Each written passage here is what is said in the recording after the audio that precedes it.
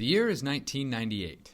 Titanic has won 11 Oscars, Google is founded in Menlo Park, California, and the president has some marital issues. But most relevant is the release of South Korea's national pastime, Starcraft. 12 years later, its sequel is the new hotness, so to capitalize on it, I've decided to take the plunge and go over Fantasy Flight's behemoth, the Starcraft board game. Hopefully it'll make up for the 12 years that I've been gone.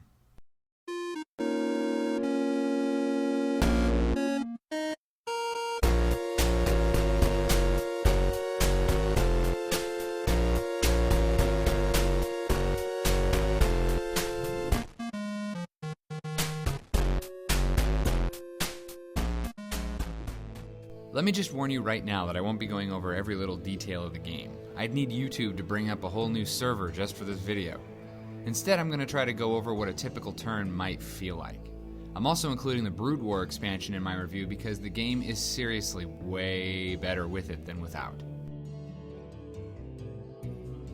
Each player picks a race and puts down 2 randomly chosen planets with a base on one of them. Each planet can be connected horizontally, vertically, or through the Z dimension. Depending on the Stage 1 leadership card each player chooses, they get a certain amount of starting troops along with some workers, resource cards, a transport, and a full hand of combat cards.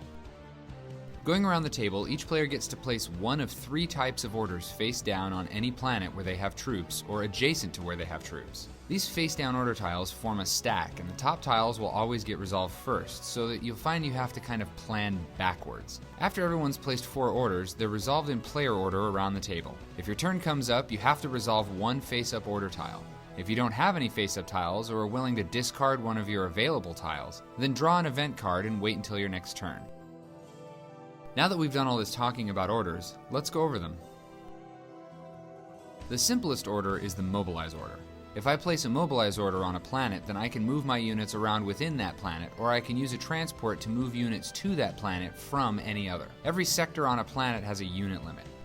After movement and combat is finished, any units in excess need to be moved to sectors with room on the active planet, or on one connected with a transport, or those units are destroyed.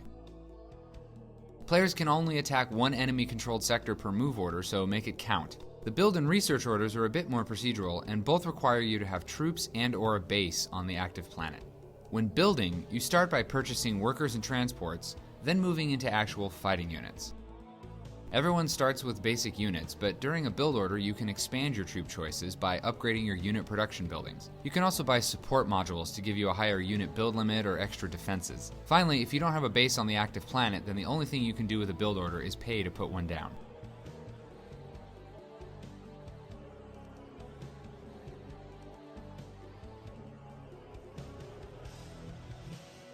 Research orders have the same idea. First, you draw 1 event card and 3 combat cards. Then you spend resources to shuffle all copies of 1 technology type from your tech deck into your combat deck, along with anything in your discard pile. There's also a defense order that lets you immediately move units to an area and gives you a one-time health bonus to any defending units there. The 3 main orders also have special versions that act like regular orders but with a little extra punch or flexibility.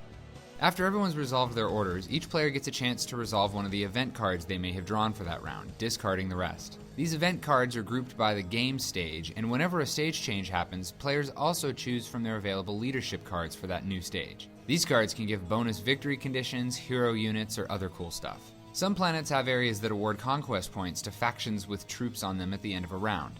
Everyone has the ability to win by having the most conquest points either when someone hits 15 or when the second End is Near card is played. Each of the 6 factions also has an optional second way to win based on the leadership card chosen by that player at the start of the game. If you're not interested in more specifics, you can just skip to the part where I tell you what I think about the game with funny pictures and humorous commentary. Still here? Great. Let's talk about combat.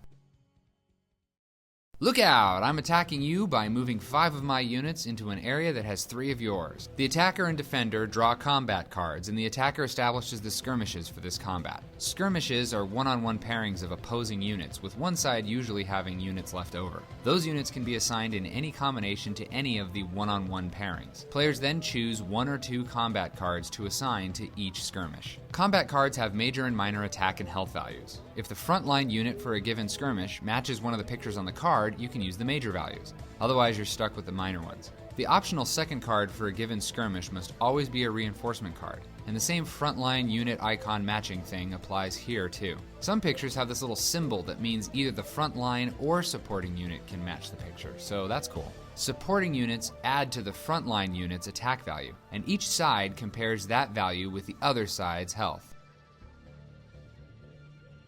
A frontline unit is destroyed if its health is equaled or exceeded, and supporting units are almost always left unharmed. If the attackers clear out all the defenders, then they get to move in. Otherwise, the attack is failed and the attackers have to retreat. Your combat deck starts kind of small, but the research order allows you to add technology cards to your deck, giving you bonuses like pneumatized carapaces, leg enhancements, or stim packs. Stim packs! So that's the game. Place orders on planets, move around, and blow each other up to try to secure conquest areas to get victory points. Or you can go after your faction's alternate victory path if you want. It's not really that scary once you get familiar with all the options you have at your disposal. In talking about this game, one of my friends said that it does Twilight Imperium almost better than Twilight Imperium does. You don't have all the political wrangling, but maybe you don't want or need it. Maybe you just want to start with a few units, tech your way up to carriers, and blow everyone else up. And that's just what this game lets you do. I'm not going to try to pretend this game doesn't have a whole tree's worth of cardboard or a Lake Erie full of petroleum products waiting for you. But that's the problem with games that have a relatively simple framework with tons of options. And I'm okay with that, but you'll definitely need a large player space if you're going to have 6 players. I've mentioned it earlier, but I would highly recommend picking up and playing with the Brood War expansion as soon as you can. I almost wrote off the base game as a bit too samey in some of the places that mattered. Brood War, though, is almost worth it for the leadership card idea itself, let alone all the other stuff you get. And I'm not exaggerating when I say it takes nearly everything lackluster about the base game and improves on it. I'm a total sucker for big box games with lots of bits and tons of theme, and this game is no exception. Unfortunately, I usually end up condemning games like this with a resounding meh. This one though, this one's just fun. It's the kind of fun that I got into board games to have. Big, nerdy space battles with giant tech trees and lots of options. Does it get better than that? Here's a hint.